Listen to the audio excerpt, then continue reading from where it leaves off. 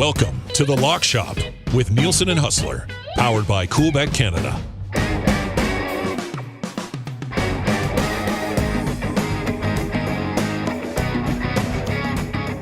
Happy Saturday, everyone, and welcome to another episode of The Lock Shop. Nielsen and Huss back with you once again. Lock Shop brought to you by our wonderful partners at Coolbet. If you've not yet signed up for an account, do so right now, and you'll get a 100% deposit bonus on your initial deposit up to $200. Apologies for not having an episode on Friday. The hotel at the Delta in Regina, the internet sucks. I am now at the Westin in Calgary, where the internet appears to be perfect, Huss. Yes, we're back in business. We were going to get to this yesterday, but we were going to get together anyways this morning. So we've just got a little bit more to get to for NFL Week 2, coming off a pretty wild Thursday nighter. Boy. By the way, happy 27th birthday to the man, the father, the legend that is one Patrick Mahomes. And he's 2-0. Wild game, though. And, I mean, listen, it was so much about the quarterbacks going in, Dusty. Yeah. But I have to tell you, especially considering the under came through, which maybe 2% of bettors were probably on. And despite the backdoor cover by the way, Al Michaels guaranteed had money on the Chargers. You got that sense, eh? It's the last minute of the game. It goes from 10 points to 3 points. They have no timeouts left. And the touchdown call is, yes! Al was for sure on it. But, man, it was the defenses. Chargers defense in the first half terrorized Mahomes, and the Chiefs have rebuilt that offensive line. But, man, Khalil Mack, Joey Bosa, they were problems. And then in the second half, the Chiefs defense stepped up big time, had a couple massive stops, and obviously rocked Herbert to the point that, listen, it's great that he's not injured more. I mean, apparently he's got fractured rib cartilage and is day-to-day right now. But, man, he was beat up by the end of that football game. And listen, when you have two great teams like that, one mistake or one play either way could be the difference. Patrick Mahomes, honestly, got a bit of a mulligan on what could have been a devastating interception when they were down 10 points earlier in the game. And then after coming back, it was the pick six, 99 yards by Watson that was the difference in the game. But just a hell of a football game. Those two teams are going at it again November 20th, Grey Cup Sunday. So mark that one on your calendars. That will be a rematch that we'd like to see. But a hell of a way to start week 2, going into today's show with the full slate. That last drive was so huge for me because it got the cover and the Palmer TD, which was a nice hit. I was just like, I was sitting with the guys on the crew, and I'm like, Palmer, perfect. And then it covered. So needed that one. I don't know how many people would have been dying for that Palmer TD, but it certainly worked out. It was a great way to kick off week 2, and very interesting slate once again to dive into. On today's episode, we're going to get to our best bets right off the top. We've got some touchdown scores, a couple of totals that we like here this week as well. And then before we wrap up, we'll get to a partner parlay that, wait for it, is paying plus 850, which is one of the biggest, highest numbers on a partner parlay that we've ever had. So I'm very excited to get to that. Also feel pretty good about it. Let's take a look at last week here. I was 1-3, tough start in week 1. It's going to happen. Haas, you came away with a 500, 2-2 to start. You okay with that? Well, considering I was staring a much worse record in the face. And I told you every year, I mean, we've been doing this for a long time. I've gone back year after year and just seen the week 1 record. Honestly, in retrospect, mark this down. Next year, I'm blindly betting the 5 biggest underdogs. Next year, week 1, regardless of who the teams are. Not a bad idea, buddy. That's what I'm doing. Because they almost all came in, and this repeatedly happens. So anyways, we're now knowing we've got some more information. I still, I'll be honest, I don't have a great read of the board. I mean, I had really struggled to get 4 picks, not knowing. I don't mind the Monday night games, but focusing on Sunday, it was a little bit more of a struggle. But listen, I think part of the reason is we still have, limited info on all of these teams having just the one game.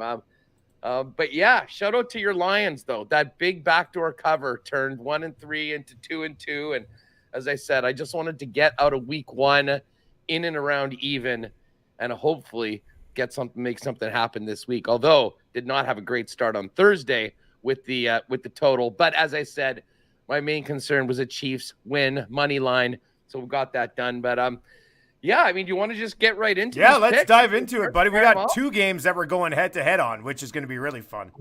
Well, okay, I'm going to start off with the Panthers. Now, we've spent a lot of time talking about the Panthers, and obviously they lost. But I got to tell you, they impressed me, and Baker Mayfield impressed me in that second half. I mean, long pass to Robbie Anderson, and I was looking at some of the numbers comparing his, the catchable balls that he had for his receivers compared to what Sam Darnold did last year. And I think we're seeing a big upgrade at the quarterback position. And that Cleveland defense is legit. And they were able to come back and take the lead. Unfortunately, they gave up what was a 57-yarder at the end of the game and actually lost. But I think the fact that they lost that game kind of obscures the fact that they're going to be pretty good this year. And by the same token, listen, the Giants had a monster game. Saquon Barkley was exactly as you were hoping in all our fantasy shows going into the season. But I thought Tennessee just absolutely soiled themselves in the second half of that game. So, with Carolina going on the road, I think this is almost it's almost a reality check game for both teams. And I'm not sure the Giants are there yet, although I was really impressed with Brian Daboll did. And you can tell he's really, injected a new sense of energy into this team. But I'm not giving up on the Panthers. I like them to win this game. So I'm going to take the 2 points and take them on the road. And then the other team I'm going back with is the Lions. Obviously the Lions lost that game last week, but they did score 2 touchdowns in the fourth quarter to cover the number and make it close. And listen, they're going up against Washington, who basically blew a big lead against Jacksonville and then came back. Someone had to win that game, but I'm by no means convinced that Carson Wentz is the answer, although we put up some big numbers against Jacksonville in that game. So I like Detroit to get their first win at home.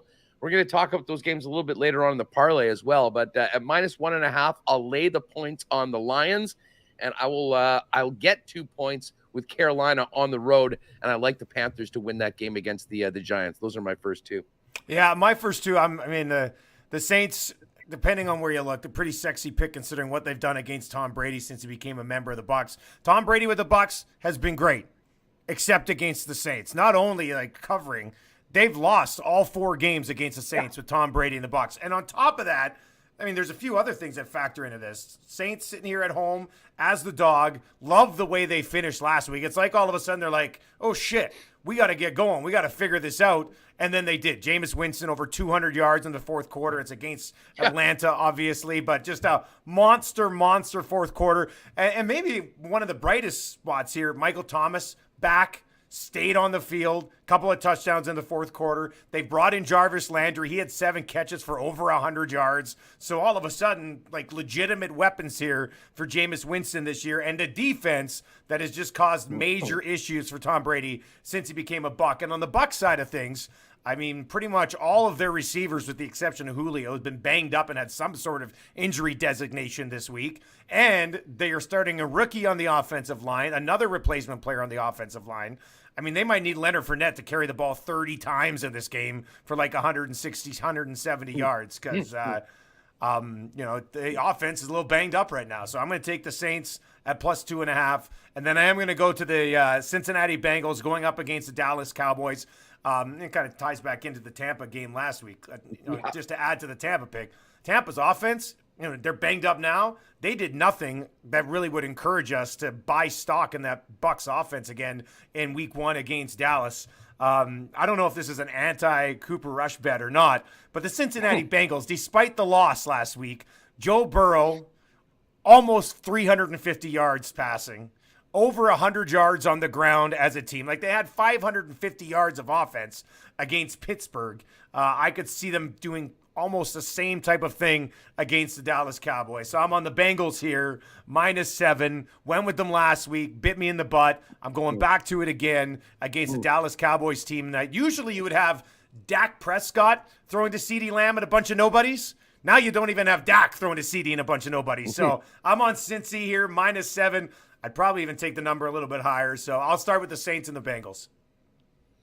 Well, yeah, didn't we cross the Cowboys off the list for the season after game one of the year? That was just the most devastating Sunday night football game for that organization. And I'll say this about Joe Burrow. Don't expect Joe Burrow to turn the football over, 4 times in the first half again as well. I mean, that kind of created, and they still should have won that game. I mean, I can't believe Evan McPherson missed those kicks. I don't know. Maybe it was the karma for staying out at halftime and watching the Super Bowl halftime show instead of going back to the room. I'm not sure. But I am looking forward to that game. And as far as the Saints go, we'll talk about that a little bit more. You're exactly right. They have absolutely owned the Buccaneers. And Chris Godwin in for 1 or 2 plays, out right now. Gage is questionable. They've got major issues right now already this early. So I do like that. So let's go to our 2 head-to-head games. Let's start it off with this Atlanta Rams game. I will make the case for the Falcons plus 10.5. Obviously, huge number. I don't believe them to win this game, but I learned a couple things about Atlanta watching that game against the Saints. They might not be as bad as we're all expecting. Their offense was actually pretty good. They put up 26 points with nothing to speak of from Kyle Pitts. Yeah, 2 catches. Drake London's a player. Cordarrelle Patterson was making things happen. And I got to tell you, Marcus Mariota, I think, is a serviceable quarterback in the National Football League. Now, they're going up against the Rams, and the Rams will have had an extra bit of time to prepare for this game and lick their wounds from being humiliated by the Buffalo Bills. But, man, just what we saw in that game was so concerning. I mean, with the exception of Cooper Kupp, who is in a league of his own, along with Justin Jefferson right now, everything about that team looked ugly. I mean, Cam Akers, well, first of all, Cam Akers barely got on the field. Yeah, it was not I mean, involved. they were able to run the football game. Allen Robinson was targeted once, I believe, in the football game. And Matt Stafford looked like he wasn't 100% at all. So, listen, are the Rams a better team? For sure. Do they win this game? Yeah. But I think that just assuming that the Falcons are going to get steamrolled is a little naive. And certainly what we've seen so far is that, you know, early in this season in week 1, and I think this will carry into week 2, is we're going to see some teams that we think are horrible cover big numbers. And in 4 or 5 weeks, we'll be talking about these teams going, you know what? Everyone underestimated these guys. They're actually better than we thought. Now, the Falcons still have an incredible knack for blowing leads, unlike any team in all of sports. And the fact that they were up 16 and still lost the game says that they're still the Falcons. I just think that they'll be in this game. I think they'll be competitive against the Rams. And I think the Rams need to really, really come around from how ugly they looked in that first game if they want to be blowing out teams by double digits. So I'm taking the 10.5 and laying it with the Falcons on the road. I think, well, a couple of things. The fact that they got torched by Jameis in the fourth quarter would concern me. Like, was that the real Atlanta team? Like, I don't know yet. So I lean towards them being one of the worst teams in the league at the beginning of the year. I'm trying not to overreact too much to week 1 overall with some of these teams that surprised us a little bit. So I'm still kind of basing it on my original, thoughts of these teams at the beginning of the year. And on the Rams side of things, it wasn't good. It was ugly. I mean, at times they didn't help themselves. But I also think we have to look at who they played in week 1. And Buffalo looks like a damn good football team. Like, I don't know how many teams the Rams are going to face this year that are even capable of doing that to them. And still at halftime, they were still kind of in it because their defense was making plays as well. Also found an interesting stat that is one of the main reasons I'm going to hop on this. And you did mention it when you were talking about they've had a little bit of extra time off. Since 2011, teams that play on Thursday night of week 1 are 16-4 against the spread in week 2. Not straight up, but 16-4 against the number in week 2. And these are the defending champions going up against the Atlanta bloody Falcons. So I got to hop on. I know it's a bigger number, 10.5. I don't love it, but I'm also not that afraid of it either. So I'm going to hop on the Rams here. Yeah. Well, as I said, I'm still. I say the jury's out. I mean, they're the defending Super Bowl champions. It's crazy to say that, but different team. I mean, pieces are different, right? Like, sure. Well, listen, I think the one thing that's being different that will determine everything is Matthew Stafford's arm. I think that they'll be able to protect him better against teams. And we have to remember, I mean, the addition of Von Miller on the Buffalo defensive side he was literally in the backfield all night long in that opening game against Matt Stafford and he had some really crazy issues. So this will be fun going back on the other side of it. And now we're here. I'll say this about the Chicago Green Bay game. I came down to it. I didn't really want to take this. And if you want to go with another selection, basically I was thinking long and hard about laying the 10 with the Denver Broncos in a big bounce back game after the ridiculousness of the way that they lost on Monday Night Football. I guess in the end, I decided to get the points as opposed to lay the points. And that's something that I will lean on, but it was 51-49. So if you do like Denver, I'll probably be on that as well. What is the Packers offense right now, other than Aaron Jones and AJ Dillon as a battering ram in the backfield, which is still pretty damn good. And Matt LaFleur knows how to run the football. But I mean, these big games, this whole era of Aaron Rodgers owning Chicago, which he absolutely has always come with a reliable receiver and guys that, the air game that we could count on. I mean, we saw that in the Minnesota game. I think I mentioned this to you on Monday's show. Every time I was mainly looking at the Chiefs, but every time I looked over at the Green Bay Minnesota game, Aaron Rodgers was scowling, pissed off on the sidelines because he's got rookie receivers and he's got these young players that he needs to click into. So I just think it's a lot to ask the Packers to run away on anyone. And I'll tell you what, I kind of like Justin Fields. I was never normally in on this guy, but seeing the way he battled last week against the Niners in those ridiculous conditions, I don't know. I think that I don't think they're going to win very many games, but I do think the Bears as an underdog this year might be doing their fair share of staying in games and covering big numbers. This is a divisional game. I think Green Bay as an offense is light years away from where they were when they had Devontae Adams. I'm not saying they won't get there. I just don't think they're there right now in week 2. And I think I think Chicago has some real momentum after beating the Niners in that first week. So I'm going to take the 10 points and hope for a single-digit game in the Sunday Nighter. You're on the Pack. Tell me why I'm wrong. I mean, I don't think I need to say much more than primetime game, home game, Aaron Rodgers versus the Chicago Bears. They've covered the spread against the Bears 7 consecutive times.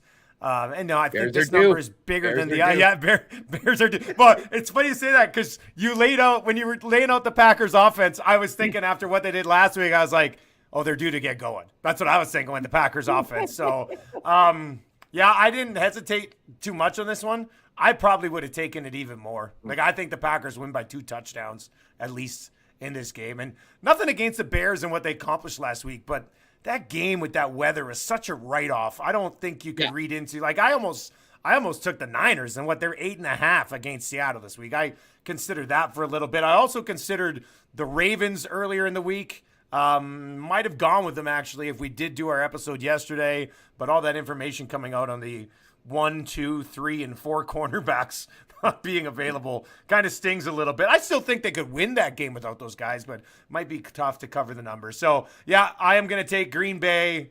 If history repeats itself, and I know it doesn't have Devontae Adams, but you got to have a little bit more than Aaron Jones and AJ Dillon. But how much more do you need than Aaron Jones and AJ Dillon to beat the Bears? Like, those two guys are both phenomenal. So, we'll see. I like the head-to-head. This is a huge week here in week 2. Big swing. Well, it is. And as I say, I don't, sometimes I will preach a huge level of confidence in the picks. Right now, it's still early. We're just easing into the season. And there were some tough ones. By the way, just as an aside, neither of us touched this game. Michael Pittman not practicing for the Colts. Indy's only a 3-point favorite in Jacksonville against the Jags. Like, I know it was the Jags that ruined their season last year, but that was the end of Wentz. Matt Ryan's in there. I guess they did have to come back against the Texans to get a tie last week. I'm just surprised that this number is only 3 right now for Indy. But it has gone down, and I think that has a lot to do with Pittman potentially not being available for that game.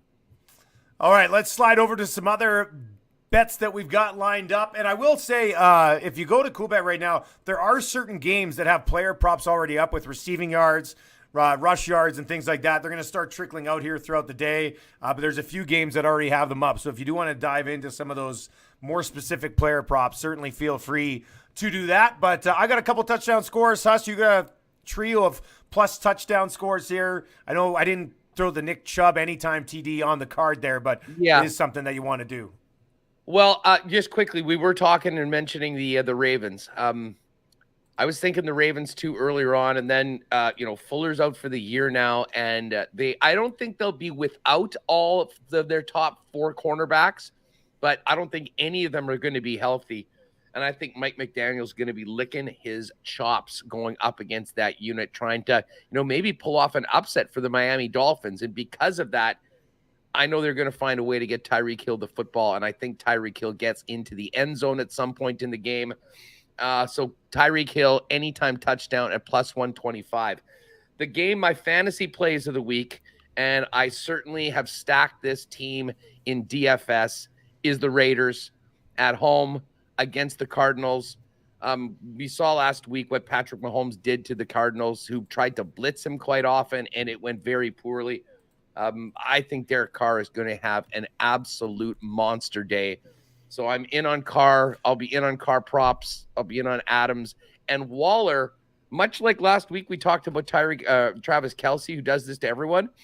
Waller was not the focus of the offense, but Arizona is just so bad against tight ends. I think this is a spot where Waller actually does have a big game and gets into the end zone. I'm looking forward to seeing everything available for that game. As I say, that's my DFS stack of the week, and I'll definitely be on some other offensive props from Oakland, Vegas. Yeah. But Waller plus 125 to get into the end zone and sort of wake up after a quiet first week. And then Nick Chubb, listen, an anytime touchdown for Chubb is minus 143.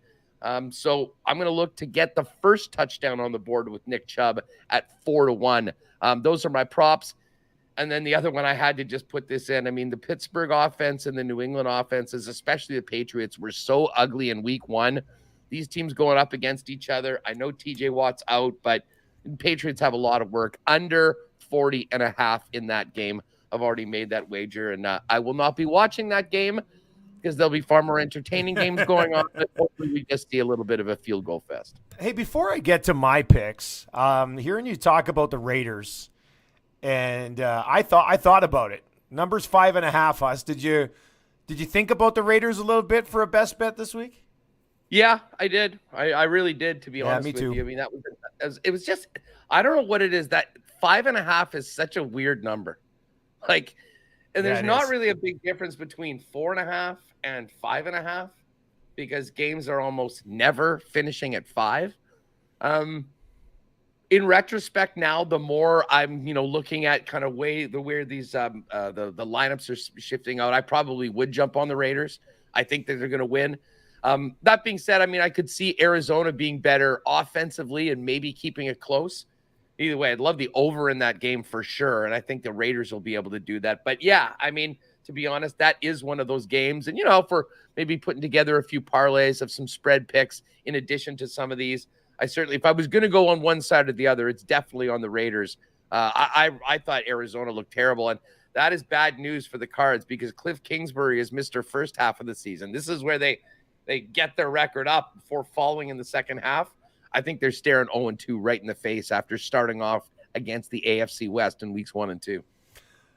For me, a couple of touchdown scores. One, a little bit of a squeaky wheel game here for Allen Robinson, right? They bring him in. He's a big piece of that offseason, and then nothing in week 1. So I've got him at plus 117 to score a touchdown this week in a game. Like I mentioned, I think the Rams are in full control of this thing. I think that Rams game is one of the games at CoolBet where a lot of the player props are already up, and I think his number's at 51.5. So I might consider a sprinkle on the over 51.5 for Allen Robinson as well. But touchdown score plus 117, and then I looked at it and my first thought was one of the running backs in Green Bay is going to score in this game against, I mean, and a lot of it's because they don't have these wide receiver options. So they get down there. They love to throw to Aaron Jones down there or hand it off to A.J. Dillon, or Aaron Rodgers starts to mix up a little bit. And these are two guys that I think you can trust when you look at everybody else. I think Aaron Jones is like minus 147. So I just like the better value on A.J. Dillon here at plus 115. And then I am going to roll with the over Detroit, Washington. I think the Detroit Lions are going to be one of those 35-30 quite a few times this year, one way or the other. And this is one of those games. We saw what Washington did in their game. I mean, Carson Wentz, 4 touchdown passes. Antonio Gibson looked much better than the rumored Antonio Gibson in the preseason that was supposedly losing his job before Brian Robinson got shot, even though he's back working out and trying to work his way back. So I think, 48.5. I think both teams could hit 30 in this game. If one of them does, you're probably laughing in this situation. And I really want to cheer for my team in a game to be over this week. So Detroit and Washington over 48.5. I'm there for that. Washington, they put up a bunch of points. Now, again, it was against Jacksonville, but they're playing against Detroit. I mean, Detroit gave up 38 last week to Philly. So, listen, the Lions are going to be able to score some points. It sounds like Swift is going to play. I think that was big. And nursing that ankle throughout the week, but looks like he's going to go. I'm with you. And we touched on this on the Fantasy Football Extravaganza on Tuesdays. The emergence of Dotson with a couple touchdowns, and maybe most importantly, Samuel, who had always been hurt. I mean, there's some weapons there for Carson Wentz. So I'll ride with you on that one as well. Washington and Detroit over 48. Maybe what I'll do is I'll do a 2-gamer with the under in the Pittsburgh New England game and Washington. Oh, and by the way, while we're talking about totals, we have to give a special Lock Shop shout out to a Lock Shop listener. I think it's YEG Golfer. Is that it? Yeah, he works at the Quarry Golf Course. He sets the pins out at the Quarry, I believe. So Greg, aka YEG Golfer, had hit us up and did a $1 bet on 14 totals. Needed the under in the Monday Nighter. And we remember, the goal line stands, all the ridiculousness came through. He won I still can't wrap my head around this. $14,000 on a $1 bet. 14 for 14, the parlay. So I did tell him, listen, if you win this, you got to give us our picks. Let's just quickly look and see where he is on these. He's looking at, he's fading us on both of these picks. So really, YEG, now again, he did these before. He's got over Pittsburgh and New England and under 48.5 in those other games. Well, with that being said, he probably just got lucky last week and he doesn't know anything. Listen, 14 of 14. It's the best. This week's parlay, though, now that he won 14 grand, he's putting $5 on it to pay $72,000. So good luck. If you win that one. Hitting one of those is insane. Hitting a second one of those is bloody impossible. I mean, you might as well. That's the end. I mean, that would be insane. That'd be nuts. It was like there was a guy in the second year of the Jets that won the 50-50 twice in a week. Come on. So that's basically what this would be. But anyways, Greg, congratulations. I doubt we'll have a better win story all year in the NFL in the Lock Shop than going 14 for 14 and cashing a parlay on every game. That was amazing, and just had to give a big shout out there.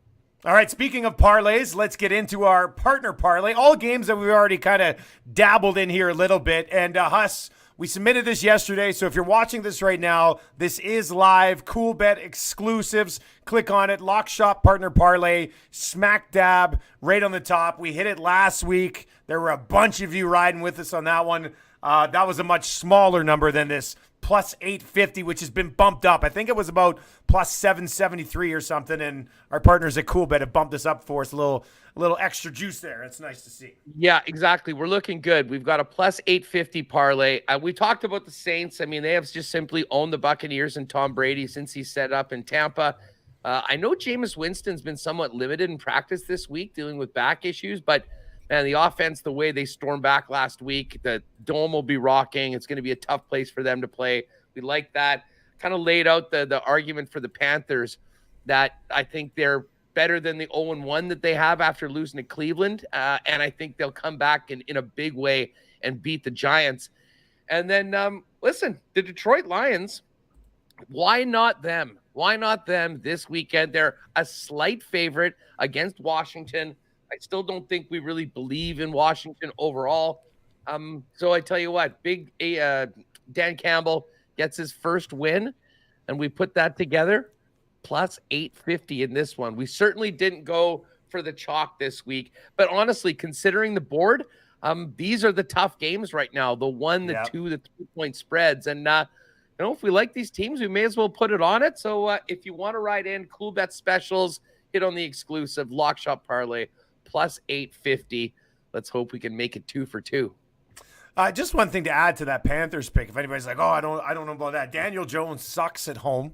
Okay, that's been confirmed. He's never played well at home. And basically the Giants last week, they had 2 or 3 really big plays. And that was the difference in the game. Saquon had big, they had 2 or 3 really big plays. Outside of that, I mean, you can't take those away from them. They got them. That's what happened. But it wasn't like they were sitting there and, methodically picking their way down the field on a consistent basis. And I like Carolina to win that type of game more than the Giants. So I like the Panthers pick as well, plus 108. So yeah, great fantasy matchup though. McCaffrey, Barkley, certainly on the ground, it'll be great. No, I like the Panthers here. I mean, as I say, you can get them plus 2, but we did stick them in the parlay. We're not going for 10-point favorites or anything like that this week. We're taking a little bit of a bigger swing at some tougher games. We'll put it together, and hopefully we can get the dub and stunt about it on Monday's show as we get ready for a Monday Night Football doubleheader. Yes. Yeah, we'll have 2 games to break down on Monday. Looking forward to that. Pat Gregoire from Cool Bet will likely pop by for a visit on Monday as well. And we'll obviously have a ton to break down. And then we got a bloody doubleheader on Monday and 2 games that I really can't wait to talk about. I like both of these games. Very much looking forward to that. Well, one game in particular would have absolutely been in my 4, but because we're picking the Sunday games, we've got a episode dedicated for that. We will wait for Monday to get into both Titans, Bills, and Vikings, Eagles. And I will nervously cross my fingers and hope we can get through week 2 without any disasters and then start really hitting the ground running as we get into week 3 and 4. We know a little bit more about the landscape of the NFL after everyone's played a couple games. That's going to do it for our Saturday episode for week 2 in the National Football League for the Lock Shop. Nielsen and Haas, brought to you by our wonderful partners at CoolBet. Once again, if you've not yet signed up an account, no better time to do it than right now. NFL season's just getting going. You can hop in, have some fun along the way. And remember, stay cool, bet responsibly with our great partners at CoolBet. We'll be back with another episode Monday, Fantasy Talk Tuesday, CFL Wednesday, Thursday night Thursday, and then back at it again. Hopefully, where am I next week? I can't even remember. I'll be in Vancouver and the Sheridan Wall Center, where the internet is pretty darn good. So I look forward to a Friday episode, Huss, and enjoy week 2 Sunday, buddy. It should be amazing. Well, I'll tell you what, I can't wait for Sunday, but I'm looking forward to this game you're calling tonight. And with the Elks covering, I have hit the 60% plateau for this season in the CFL. So we'll see what we can get done today. Got the Bombers this afternoon and then the one you're calling. So as I said, I'm a little leery about the NFL, but I'm seeing the board well in the Canadian Football League. So hopefully we can get this doubleheader tonight. But good luck and have a great call tonight, pal. Yeah, we'll see you later, man.